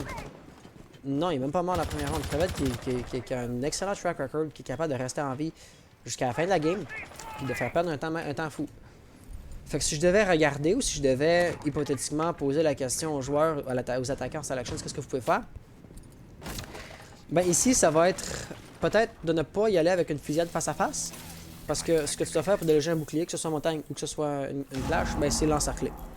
Puis l'encercler, ça passera pas par tous rentrer du même côté puis attaquer d'un seul angle à la fois, comme les attaquants sont en train de faire. Tu sais, les 5 silhouettes sont là ici dans les environs. Et il y a personne qui va venir encercler crevette. Mettons qu'il y en avait deux qui voulaient rentrer, exemple, à partir du bureau, ben là, ça pourrait mettre de la pression. S'il y en a un qui va prendre un rappel, une fenêtre à quelque part, tout ça, ça pourrait contribuer. Gaucha pourrait remonter les escaliers s'il voulait. Mais ici, une chose qu'on va remarquer, c'est qu'on va vouloir commencer à ouvrir le mur renforcé très rapidement. Le body fixing va arriver. Il n'y a pas grand chose que Madro peut faire pour ça. Et oui, c'est là qu'on peut voir que les ouvertures thermiques, là, des fois, c'est vraiment difficile à contrer. Il y a des pièges ici, Madro va les voir, mais il est un tout petit peu trop tard. La silhouette va passer. Oh, juste ici, il peut vraiment faire le kill. Il peut faire le kill. Oh oui, il va le mettre en PLS. Il va ramper. Montagne qui voulait le protéger. Ils n'auront jamais compris de comment ça s'est passé. Et donc, c'était la trappe à drone. Celui va tomber sur les balles, par exemple. Ça, c'est un peu dommage. Il ne pourra pas se faire guérir si facilement. Il n'y a pas un œil dans la composition. Fait qu'il va falloir que quelqu'un prenne du temps dans sa journée pour aller le réanimer. Probablement Wiz, mais on peut vraiment voir que Wiz, il a son problème. C'est qui? C'est JD ou c'est... On voyait une silhouette de loin. Ah, je pense que c'est Devils. Ouais, c'est ça, Devils qui regardait du bon côté pour aller chercher le kill. C'était Leo. Et par occurrence sur Wiz si on voulait maintenir la pression, mais ça n'a pas l'air que ça sera le cas. Gaucha de son côté, il a remonté. Oh, regarde pas de mon côté, on m'a vraiment une chance pour toi que le joueur s'est pas retourné parce que tu t'exposes à la porte juste là. S'il fait le kill sur Montagne, c'est majeur. On va faire un frag sur Termite. Montagne va se retourner par exemple, donc là, il est un peu trop tard là-dessus. On va être assez insistant, malheureusement, ça passera pas. JD Devils vont faire un kill en rapide succession. Quand même, on est bien parti pour avoir un même résultat que tantôt. En l'occurrence, Crevette qui va jouer le temps. Et justement, c'est là qu'on l'encercle, puis il va perdre beaucoup de vie. C'est problématique. D'un côté, il y a un Montagne. Montagne qui a encore assez de vie pour survivre à son électricité. Il va falloir qu'il recherche ça d'ailleurs. Voilà, il va tomber sur les balles. Et là, maintenant que tu as perdu ta clash, tes chances de succès sont très grandement améliorées. Montagne est en PLS. D'après moi, il va se faire un 27 secondes de ressorte au chrono. Waze, donc, va se retrouver en situation de 1v3. Et puis, c'est ni un smoke, ni une clash. Fait qu'il peut pas, tu sais, enlever de la vie sans trop s'exposer lui-même. Fait qu'il va falloir le jouer au gun. Et puis on a remarqué quand même que Hostile Actions au gun, ils ont un excellent potentiel. Tu sais, Montagne qui bloque le corridor. Il y a un trou de rotation, c'est pas majeur, mais Wiz a pu sa nitro. Puis il peut pas juste rusher et ignorer Montagne parce qu'il reste encore deux attaquants avec des guns là. Fait que. GG, good round. C'est tout ce que je peux dire à ce stade-là. Là. Je veux dire, il faut qu'il court, faut qu'il soit capable de distancer Montagne pour se gagner un peu de temps. Mais encore comme ça, il va courir directement dans les bras de JD. JD qui va l'attendre de pied ferme. Il y a une Claymore, il peut même pas piquer ça. Il va la détruire, mais c'est immédiatement, là, la Zofia est là. Fait que Hostile Actions, en 60 points de match. Mais, très sérieusement, considérant l'écart de skill entre les deux équipes, là, ça se passe aussi bien que ça pourrait se passer pour la Dead Astronaut. Au sens plus large du terme, il n'y a pas vraiment de... je dirais voyons. Il n'y a pas trop de plaintes à y avoir. Ouais, je pense que c'est ça que je cherchais comme temps. Il n'y a pas trop de plaintes à y avoir. On peut voir juste ici. Gaucha qui va faire un beau kill. Mais sérieusement, il tuait Montagne là, il changeait totalement l'issue de la ronde. Il tuait Montagne, il n'a pas vu Montagne avec le bouclier déployé, là, de dos, il avait à peu près la même couleur qu'un renforcement de mur. Je sais pas pourquoi il n'a pas tiré sur Montagne. Probablement pour ça. Mais ultimement, il aurait pu facilement faire un flick sur Termite après. Pas, il n'avait pas été repéré, il aurait pu prendre 30 secondes pour viser faire un one-tap dans la tête. Mais en tirant Termite, l'affaire c'est que Montagne est difficile à tuer à cause de son bouclier. Tu étais dans le dos du bouclier, tu avais un avantage, tu avais une opportunité unique. Puis on a pu voir à quel point Montagne était un problème une fois que les amorceurs étaient plantés. Il a fallu que le dernier joueur en vie, je pense que c'était Gaucha, il a fallu que Gaucha il trace, court, qu'il fuit Montagne parce qu'il ne pouvait rien faire quand il y avait Montagne d'en face. Mais ça n'a pas passé, malheureusement. Fait que ça va être une 9e défense qui est allée dans Office. Qui était gagnée par l'équipe orange. Notre 10e défense ici va donc retourner Throne. Et puis ici, Dead Astronaut vont tenter la même recette que tantôt, right? Encore une fois, tu vas avoir des renforcements, du smoke, puis ton crevette qui vont leur jouer le temps. Waze va-t-il roamer en haut? Tantôt il roamait en haut, cette fois-ci ça semblerait pas être le cas. Ah, c'est Gaucha qui roam en haut, fait que j'imagine que Waze va roamer côté drogue. À moins qu'il fasse pas la même stratégie que la ronde précédente. Waze, il roam. D'ailleurs, Madro, là, avant la game, Madro m'avait dit hey, tu vas voir, ce soir, je vais jouer différemment, là, je vais pas jouer bandit, je vais partir en roaming. Well, apparemment, il n'y a pas beaucoup de plans qui vont survivre au contact avec l'ennemi. Fait que Madro, c'est ça. Tu n'as pas tenu ta promesse, ultimement, c'est sans conséquence, là. Mais c'est une petite anecdote. Gaucha qui va être en roaming au top, mais cette fois-ci, il va être beaucoup plus passif. Et puis Crevette qui va pas être trop agressif non plus. Là. Il va se foutre la face dans le cadre de porte, prendre des informations. Mais voilà. Xag, étais-tu le gars qui se croit au-dessus de tout le monde sur R6 à cause que t'as fait carry ton diamond cette saison? Gosha puis Xag, apparemment qu'il y aurait une petite... on va dire, chicane entre les deux. Je vais pas me rentrer là-dedans. Mais je vais juste rappeler au respect. Par-dessus ça, si les deux joueurs sont paralysés parce qu'ils sont en train de taper dans le chat de jeu, ben ni l'un ni l'autre bouge, puis le compte à rebours, lui, va continuer de descendre. Ultimement, ça va favoriser la défense. Fait que de là à dire que c'est une stratégie puis c'est un brain, non. Mais s'ils se font avoir ou s'ils font pas attention, ça va finir par leur coûter cher. Crevette qui va tomber en PLS juste ici, fort malheureusement, il pourrait pas juste rentrer puis rusher. Je disais peut-être qu'Accent pourrait lancer genre du feu, mais lui il est occupé de son côté. Fait que ça c'est dommage. Mais à cause de Thermite qui va arriver au même moment, on peut pas vraiment se permettre de réanimer le joueur. Et là voilà, Madro une fois qu'il a lancé son électrogriffe va pouvoir relever Crevette. Mais Crevette maintenant il va savoir qu'il peut pas juste prendre des balles de la clash de la Kali parce que ça va faire trop mal. Fait qu'on a Xag qui va leur essayer de rentrer de son côté. On va détruire le barbelé. Prend un certain risque en exposant sa tête. Il n'y a personne qui tire la ligne de manière statique, fait que c'est pas la fin du monde. JD va faire un kill sur Gosha. On se rappelle qu'on est en point de match, right? Donc si la Dastronaut devait perdre cette défensive, c'est perdu pour eux. Ils n'ont pas beaucoup de chance pour faire quoi que ce soit. Mais ici, avec Crevette qui est très faible, le feu qui rentre, le deuxième carreau aussi bien lancé. Tu perds ta Crevette, puis encore une fois, Crevette est un point central de la défense de la Dastronaut. Tu perds, t'es foutu là. On va lancer le micro, elle ne va pas se rendre loin malheureusement. Il n'y aura pas un rush qui va arriver derrière. JD va faire good night. Je rappelle au respect. Je sais que ça va faire un beau kill, là, ça va lui permettre justement de rentrer. Oh, dans le fond, là-bas, il va y avoir, c'est Madro qui est dans la ligne. Pas capable de chercher le one-tap, mais quand même, il l'a mis en PLS. Il va se faire réanimer, ce sera pas long, mais quand même, ça va ralentir, ça va mettre une petite pause sur l'assaut. Surtout qu'après ça, Crevette, là, s'il devait commencer à zapper Accent, il pourrait, de manière réaliste, espérer chercher le kill. Tolly va savoir exactement ce qui se passe. Les deux joueurs vont se paralyser un petit peu. Juste ici, Montagne va avoir été trop lent. Ce kill-là était huge. Ça va nous laisser donc avec Madro et Crevette. Madro, juste ici, va faire un kill sur Xag. Crevette, donc, qui va tomber sur les balles. Oh! Puis là, après ça, t'as Accent qui est couché. Là, on est perdu. Il n'y a pas grand-chose qu'on peut faire. Il va recevoir des tirs de différents côtés. Il laisse juste un 30 secondes aux attaquants pour se repositionner. Juste ici, il va y avoir quelqu'un aussi, on n'avait pas réalisé. Le Citron, il se fait presser très solidement ici. Et Limbo, finalement, avec un tir de Kali, va remporter la game pour l'Hostile Action. Ça va être un GG. Ça va être un GG well played. J'ai malheureusement raté la mort sur la Clash, mais si Clash survivait, cette ronde aura aussi pu être gagnée par la Dead Astronaut. Ultimement, c'est trop leur en demander. Donc ultimement, les résultats finaux vont être ceux qu'on a sous les yeux. Mais quand même, vaillante défense. Une très vaillante défense pour les joueurs de la Dead Astronaut. Et les pointages finaux sont ceux-ci. Donc Accent avec un top frag de son équipe, puis ça suit 9-9, 7-6. De l'autre côté, c'est Gosha, top fragger, mais pas ça. C'est 5 kills, là, Gosha, qui a le double des kills du deuxième joueur dans son équipe. C'est ça qui faisait mal. T'sais, si les autres joueurs, là, je veux pas dire que Gosha est meilleur que les autres joueurs, puis la Dead Astronaut ne le mérite pas.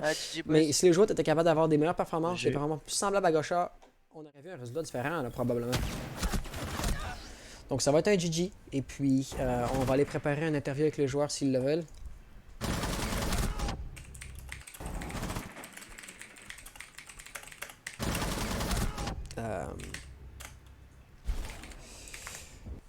Toc. Donc on va aller voir si voilà. Donc on va aller demander aux joueurs s'ils veulent l'interview.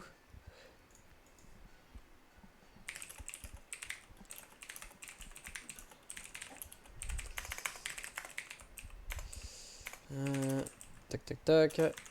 Vous savez ce que je devrais faire? Je devrais très sérieusement enlever le vote. Et critiquer des affaires. Parce que le vote, ben, mettons qu'il est pas bien utilisé par nous, c'est dans ces.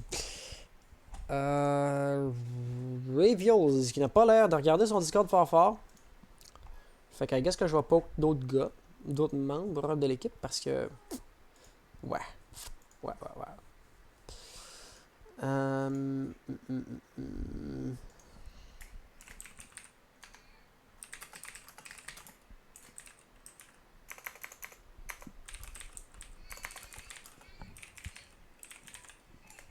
Voilà.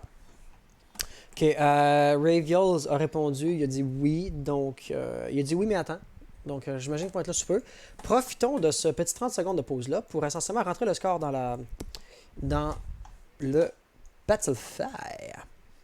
Donc, ici. Ça, c'était quel game? C'était le match. C'était le match 21. Le match 21 va être ici. Voilà, ici. Des astronautes Hostile Actions. Ça va être remporté. C'est quoi? C'était un 7 à 3, right? Ouais.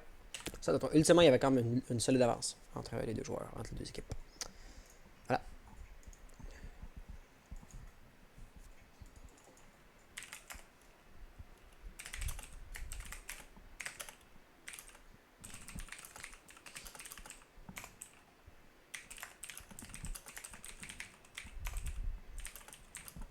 Voyons. Ouais, bon, donc là, on va espérer qu'il se connecte. Donc, dans le chat, ça dit GG. Apparemment, le décalage de live va rattraper le 3 minutes. Parfait, parfait. Et là, malheureusement, il y a un petit 3 minutes de temps un peu plus mort. Vu que les joueurs ne se connectent pas encore, on va aller mettre un petit map win là-dessus. Et là, si on regarde au niveau du standings, vous ne serez pas surpris essentiellement que la Hostile Actions mène actuellement. Parce que ils ont la première place. Fait que ça fera pas une grosse différence. Mais yes, OnlyFans, eux, vont jouer leur game éventuellement. Ils vont voir d'ailleurs quand est-ce qu'ils vont les jouer. OnlyFans, eux autres, ça va être quand? Selections continue Esports. Celle-là. Est-ce qu'elle a été finie? Non, elle n'a pas encore été jouée. Non. Ok, donc Sariz, la OnlyFans va jouer contre la Arsenal Esports cette semaine. Ils vont jouer le vendredi. Et puis, ils vont aussi jouer la Unique Esports. Okay, donc, ils vont jouer les deux équipes américaines. Et puis, l'autre date n'est pas encore cédulée. Salut, Xag! Comment ça va? Ça va pas pire, pis toi? Ben, ça va pas pire, mais tu sais, moi, je viens pas juste de gagner une game, là. Fait que j'imagine que toi, ça va un petit peu mieux que moi. Ah, ça va bien. Super, ça. Fait que, une chose que je voudrais te demander, par rapport à la game, on va faire une interview. Ça va être vos bomb sites, ok? Parce que, tu sais, cette map-ci, c'est pas, mettons, un clubhouse dans la rotation compétitive quand même depuis pas si longtemps que ça. Fait que, tu sais, elle est pas aussi bien, je dirais, documentée que, mettons, clubhouse ou consulat. Bon, évidemment, vous connaissez les strats et tout ça, mais il y a quand même un peu plus neuf. Fait qu'on aura vraiment remarqué, si je dis, vous êtes allé dans la salle du trône, ok? Pas grande surprise là-dessus, première défense. Après ça, vous allez dans initiation. Moi, je me serais attendu à ce qu'on ait genre daycare. Après ça, vous allez daycare, puis vous retournez trône. Puis, vous êtes allé genre drogue à la fin. Fait que vous êtes même allé dans le quatrième BP, quand vous auriez pu aller, si je regarde l'historique, vous auriez pu retourner trône dans la 6e manche, mais vous êtes allé drogue à la place. Fait que, je pouvais, tu sais, en regardant vos choix, je pouvais pas facilement dire, ce BP-là, c'est le BP principal, celui-là, c'est le secondaire, celui-là, c'est le tertiaire, ça, c'est le 4e qu'on touche pas. Je pouvais pas du tout faire ça. Donc, pourquoi est-ce que vous décidez, ou comment vous faites pour décider quel bomb set vous allez défendre? Ça se poser, mettons que vous avez gagné, il faut que vous ayez ailleurs, ou même si tu as perdu, tu as tous les choix disponibles à ta disposition, là?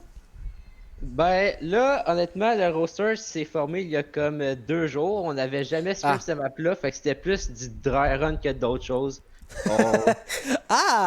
Ok, ça explique tout. Ouais, on prenait plus ça comme un scrim qu'une game de comp là, pour savoir qu'est-ce qu'on faisait, qui faisait quoi, puis tout, pour savoir nos positionnements. Ok. Ça oui. ça explique une couple d'affaires, je te dirais. Ouais. Ok. Ben, merci bien là-dessus. Dans le fond, tu sais, si je te pose des questions au niveau de la game, au niveau de la stratégie, vu que c'était essentiellement un dry run, il n'y aura pas grand-chose à dire là-dessus, j'imagine. La clash vous a quand même causé beaucoup de fil à retordre. Fatigante, la taverne. La tabarnouche de clash, mais moi, genre, tu sais, je disais, tu sais, je parle puis je donne mon opinion sur la situation stratégique. Tu sais, je suis pas coach, je suis pas analyste, mais tu sais, j'ai quand même un œil pour la game.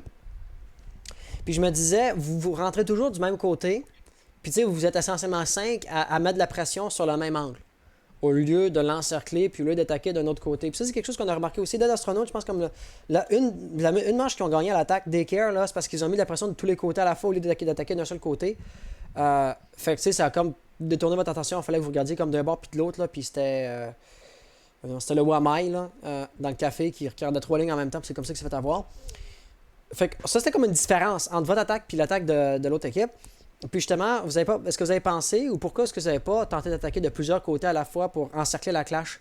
Je me rappelle que vous l'avez fait une fois que ça a bien marché, mais... Ouais, c'est ça. Ben, les autres fois, ben, mettons, il y a une ronde que la clash était comme dans break.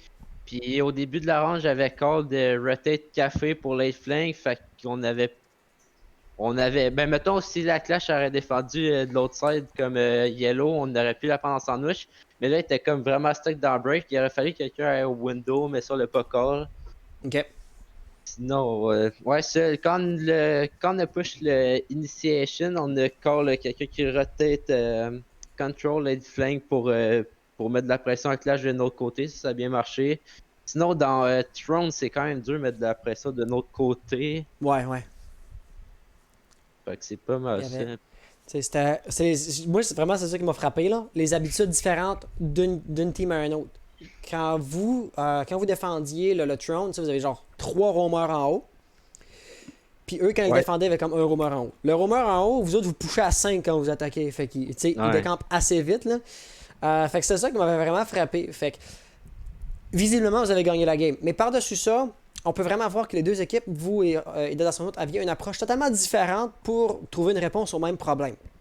Fait que, c'est une question que je pose souvent, mais j'ai l'impression qu'elle est vraiment apte ou adéquate pour cette situation ici. Est-ce qu'il y avait une situation en particulier où tu te disais, où tu as trouvé la stratégie de ton adversaire, la stratégie de son autre intéressante, que peut-être vous allez vouloir l'incorporer dans votre propre style de jeu? Ben. T'sais, une stratégie qui vous a vraiment irrité, mettons la clash, tu dis ah c'est chiant, ben j'aimerais ça infliger cette chianterie-là à un autre adversaire dans une future game, mettons là. La clash, ça va être plus un ban que d'autres choses. Oups, ça sert l'action, vous allez prendre un target ban.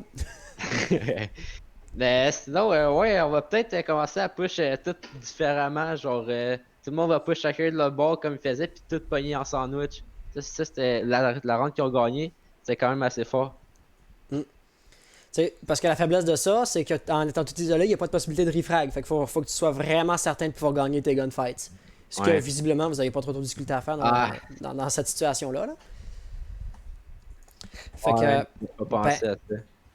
Écoute, on parle, on lance des idées dans les airs comme ça. Là. Je pense que c'est pas, par exemple, le temps de commencer à brainstorm une nouvelle stratégie. Puis c'est pas nécessairement ma job non plus. Il faut que je reste neutre et tout ça. Fait que je pense que ça fait à peu près le tour. Je te dirais comme encore une fois un bon gros GG. Fait que là, vous avez 5 victoires, 0 défaites. On commence à se sentir assez bien. Parce que, tu sais, quand même tu commences à throw majeur tes prochaines games, tu as une solide avance. Puis, tu sais, je veux dire, à moins qu'il se passe un cas de force majeur, là, c'est à peu près certain que vous allez en playoff, là, à ce rythme-là. Là. Ouais. Écoute, je suis assez content de ça. Ouais. Ben là, je viens de join, fait que moi, honnêtement, je savais même pas qu'il avait joué avant là-dedans. Fait que... Ok, fait que toi, dans le fond, t'arrives et t'as comme hérité de la série de victoires. Ouais. Il y a une autre équipe qui a une série de victoires parfaite. Ouais, ça, j'ai entendu dire. C'est OnlyFans. Eux n'ont pas encore joué le game cette semaine. Fait que ça va faire en sorte que s'ils gagnent leur prochaine game, ben vous allez garder la rivalité du score parfait. Puis on va voir c'est qui va être capable de gagner. Fait que écoute, la game contre OnlyFans, ça risque d'être votre game la plus difficile. Ben, littéralement. Ouais, ça va être une bonne rivalité, je crois. Puis je vais dire une chose. Vous voulez jouer la semaine prochaine. Ah ouais? Ben, par extension. Ouais, ça, vous voulez jouer la semaine prochaine. Fait que ça va être une game à ne pas manquer, je pense. Ça va être une game à ne pas manquer. Oui. Mais par-dessus ça, je pense que j'ai fait le tour. Fait que, écoute, un gros merci pour la game. C'était magnifique. Un gros GG. Puis, ben, on va se revoir la semaine prochaine. Ben, c'était pas ça, c'est la première game. On va se revoir au courant de la semaine. Si vous n'avez pas encore cédulé votre autre game. Vous jouez contre Arson, right? Non. Vous jouez contre qui d'autre cette semaine? Aucune idée. Dead Astronaut contre Hostile Action, c'est ça qu'on vient toujours de faire, right? Fait que celle-là, on la foutre dans les trucs finis. Vous jouez Arson Esports OnlyFans, Phoenix Rebirth, Dead Astronaut. Vous jouez Unique Esports. Bon, je dis, vous jouez demain. Demain 8h30. Ouais. Unique. Ah oui, c'est vrai. Unique est une pas pire bonne équipe aussi. Tu sais, qui est la 4e équipe. Il y a les top 4 teams qui se rendent dans les playoffs. 3 victoires, 1 défaite. Ça reste bien notable. Fait que un adversaire qui devrait donner du fil à retordre, mais si on regarde les statistiques, là, 3-1, vous êtes 5-0, il y a comme une différence. Fait que une bonne game demain, puis après ça, on va voir ce que ça va donner. Mais écoute, d'ici là, on se dit bonne fin de soirée, puis à demain. Bonne fin de soirée, puis à demain. Alright, Merci. parfait. Salut, man. À demain. À demain. Fait que, comme je dis, ça fait à peu près le tour du stream pour ce soir. Là, je penserais pas avoir grand chose d'autre à rajouter là-dessus. Bien joué à la Hostile Actions. Bien joué à la Dead Astronaut aussi. Là. Je vais pas leur enlever du crédit. C'est pas compliqué, là. Sorry, mais le skill level de la Hostile Actions était meilleur que celui de la Dead Astronaut. Considérant que le skill level était différent, la Dead Astronaut a bien joué. Ce serait mon takeaway from this. Fait que, on a fait le tour du stream pour ce soir. Il n'y a pas une deuxième game. On aurait peut-être eu une autre game avant, mais j'avais comme d'autres affaires à faire, fait que je peux pas me permettre de la caster. Puis c'était une game dans le contexte de la Summer Cup aussi, donc c'était pas une game pour la DAL. Mais ben c'est ça. Un gros merci à tous d'avoir été là. Bonne soirée à tous et on se revoit demain à 8h30. Allez, bonne soirée.